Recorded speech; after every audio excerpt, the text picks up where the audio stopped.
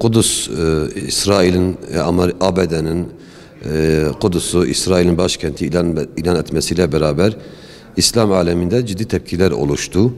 Ve tepkiler çeşitli mitinglerle, panellerle, konferanslarla Kudüs'e bağlılığını, Kudüs'ün Müslüman şehir olduğunu, İslam aleminin bir kenti olduğunu, İsrail'le, ABD ile yakında uzaktan hiçbir ilişkisi olmadan dair çeşitli programlar yapıldı, etkinlikler yapıldı.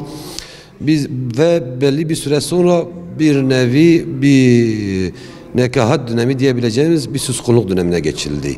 Yani elbette çeşitli etkinlikler yapılıyor gene dünyada, İslam aleminde. Bizim amacımız Kudüs'ü birinci gündem maddesi yapmak. Yani kendi açımızda bizim birinci gündem maddemiz Kudüs'tür ta ki işgalden kurtulana kadar. Doğusuyla batısıyla. Bütün Kudüs şehir olarak kurtulana kadar bizim için birinci gündem maddemiz var. Herkes konuşuyor, herkes söz söyledi. Biz de istedik ki bu dönemde ulemanın bu konudaki fikrini, malum İslam toplumunda ulema önderlik makamında olan insanlardır. Toplumu yönlendiren insanlardır. Ulemanın bu konudaki sesi çıksın, görüşlerini bildirsinler. Toplumla bunu paylaşsınlar ve insanlara bir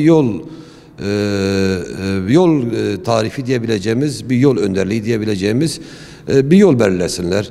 Bu manada biz de Hamas'tan, yani Hamas'ın alimler heyetinin başkanı, İslami cihattan yetkililer, Diyarbakır İl Müftümüz, araştırmacılar var, yazarlar var, İttihadın üyeleri vardır. Bu konuda saat 10 ile 16 arasında 2 oturum şeklinde bir panel düzenleyeceğiz. Ve bu konuda seydalar, elbette katılımcılarımız da seydalar olacak, müderrisler, alimler olacak. Yani halka açık, böyle herkesin gelebileceği bir program değildir. Davetiye verdiğimiz ya da telefonla çağırdığımız insanlar buna katılacak. Kendi arasında görüş alışverişine bulunacak.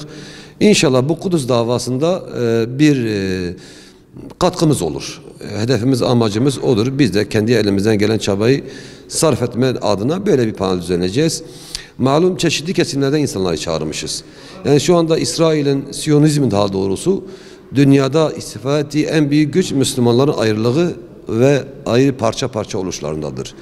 Biz de bunu yıkmak için, en azından kendi şehrimizde yıkmak için toplumun her görüşündeki insanları, alimlerini biz bu programa çağırdık. İnşallah pazar günü bir araya gelecekler.